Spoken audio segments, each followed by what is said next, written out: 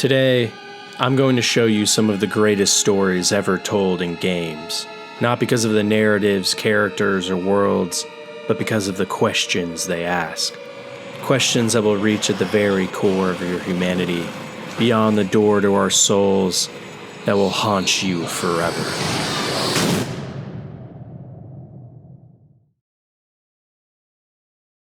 What is life really about? What should we be focused on in our daily lives, and what's the key to real happiness and fulfillment anyways?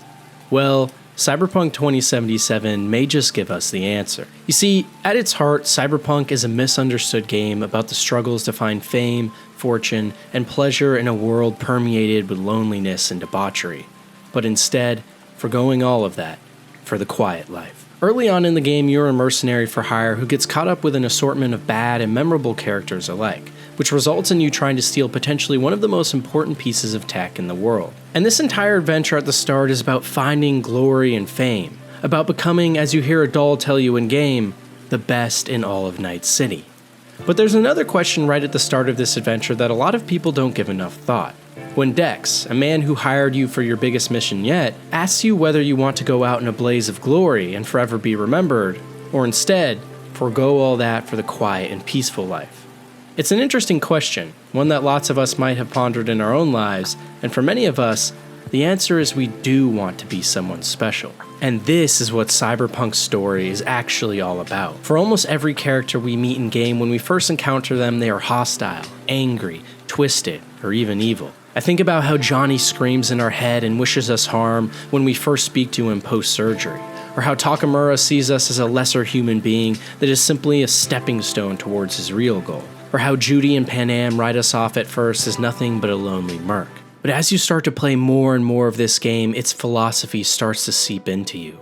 That crazy girl with rainbow hair suddenly has to watch as her only real friend takes her life right beside her, and she cries in pain on our shoulder. The corpo sellout who sees you as nothing but a tool, opening up about his ruthless and violent childhood that made him dedicate his life to honor and purpose. The terrorist trapped inside your head, who goes from one of the most annoying asshole characters I've seen in a game in a long time, to a man stricken with so much pain and suffering deep within his soul, who never for his entire life found anyone who truly understood and loved him. It's moments like these in Cyberpunk that make it so special. What originally starts out as a journey to solidify ourselves as a hero of sorts, that kills, deceives, and does whatever it takes to forever put their name in the pantheon of the greats, slowly over time transitions into an emotional character piece, about a protagonist who has been destined to meet their death with people who have undergone great suffering or hardship all around them. All of whom, deep down, want what's actually important in life. Family, friends, and those around us who, if we were to die, part of their souls would go with us. And it's at the very end of this game that we really learn this lesson. If we choose to storm Arasaka and forgo our friends and family, we eventually wind up in a demented nightmare on a space station, not sure of the future or even the present, becoming someone trapped in their own head.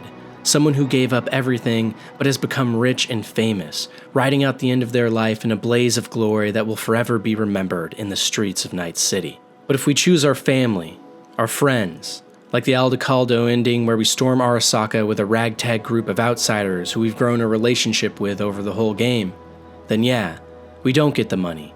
We don't get the cool, massive penthouse we get to play at the end of the game, overlooking the whole city with our own private driver.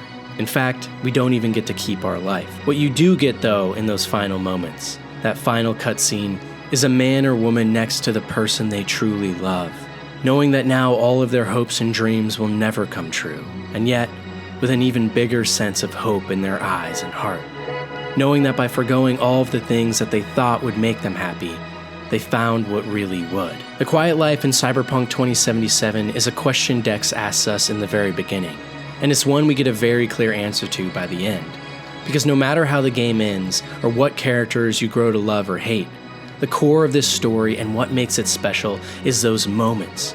Sitting with Carrie on the boat and listening to a song while the waves of the ocean crash against the bow.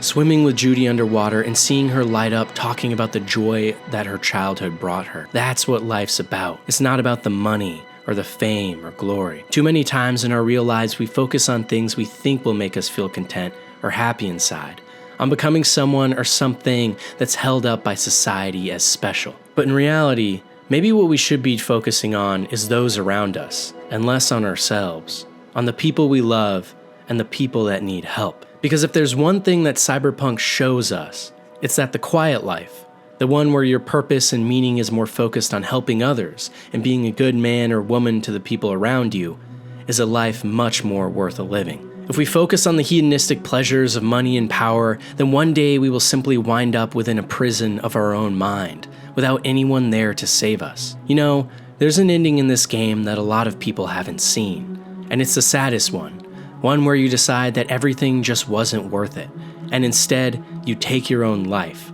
because at the end of the day, it's all pointless anyways, right?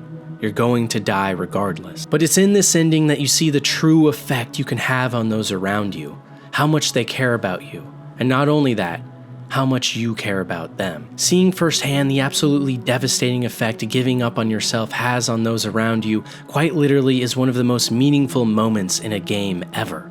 Seeing the pain in people's eyes who you have spent hundreds of hours with, showing you firsthand that you matter, that they matter. Still, V.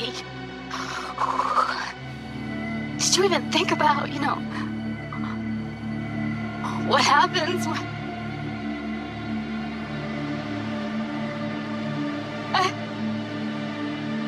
Shit, I can't do this. So what will it be then? A blaze of glory with all the money, fame, sex, and rock and roll you could ask for? Or the quiet life, where your days will be more mundane, but your heart will sing? What really should be the focus of our lives anyways? One of the most profound questions and answers any game has pulled off. And we're only just getting started. What does it really mean to be you? It's a weird question, and one we often don't talk about that much. But after playing Planescape Torment, this idea will consume your mind. Originally released in 1999, Planescape Torment is a game based on the Dungeons & Dragons universe that takes place specifically in an area called the Outer Planes, which is kind of like the afterlife for our universe, where depending on the type of character you play as, determines where your ultimate fate lies, either in the heavens, hells, or limbos of the afterlife. When you start the game, you wake up as a character known as the Nameless One in the Eternal Afterlife, who has no idea who they are or what's going on. But you find inscribed on a note instructions on how to learn about your true identity, and this starts you off on your adventure.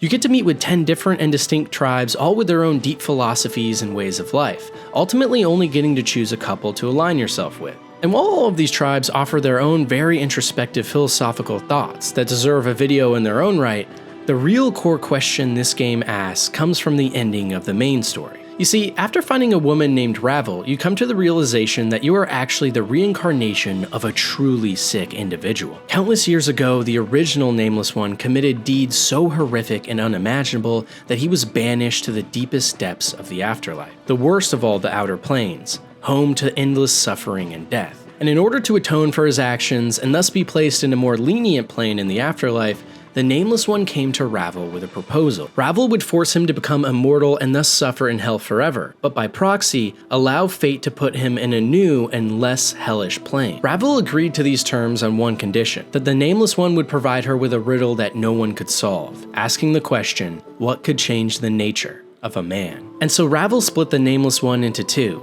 an immortal being that would forget their memory upon each reincarnation and death, and a deity of pure evil known as the Transcendent One, a being that would remember the memories of each Nameless One into eternity. And lo and behold, the final boss of the game is this Transcendent One, who you must either kill or join with in order to stop the never-ending cycle of torment for the Nameless One, where we at the very end of the game find this harrowing speech between the Nameless One and Transcendent Ones. Then this is my final question. What can change the nature of a man? The question is meaningless. Nonetheless, before there is an ending between us, I will hear your answer. Then this is my answer, and you are the proof. Nothing can change the nature of a man. You're wrong. If there's anything I have learned in my travels across the plains, it's that many things can change the nature of a man. Whether regret, or love, or revenge, or fear.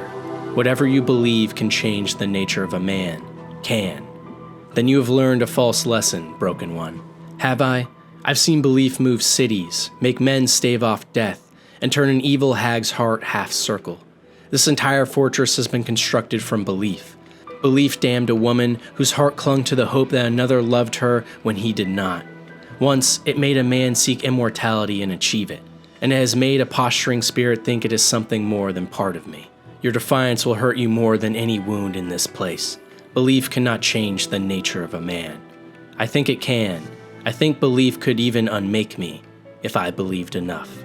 This final speech puts into context the biggest question in the entire game, which is saying a lot considering Planescape Torment is full of so many. Is there anything that can truly change the nature of a man?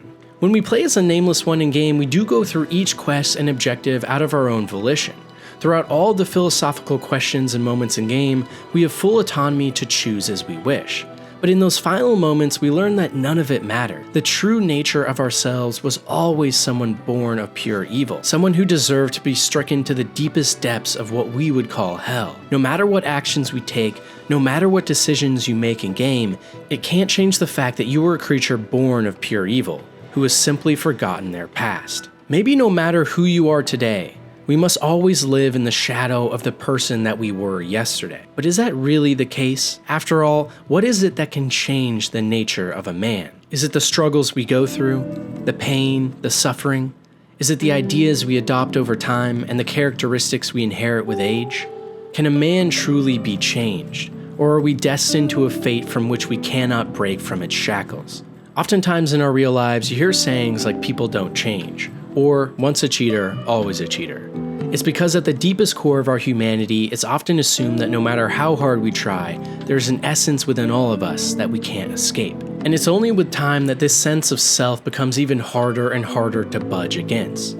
But I personally think that, as the Nameless One says, there is a nature within all of us that can be melded, altered, and left behind. That fire in our souls to see our image with disgust, to be inspired by pure hatred, love, or duty to become something greater. But then again, maybe for those of us that do change, it was never a change at all, but instead a light within our souls that was always there. So can the nature of a man be changed? Well, to be honest, my guess would be that whatever you think the answer to that question is, might just have a funny way of coming true.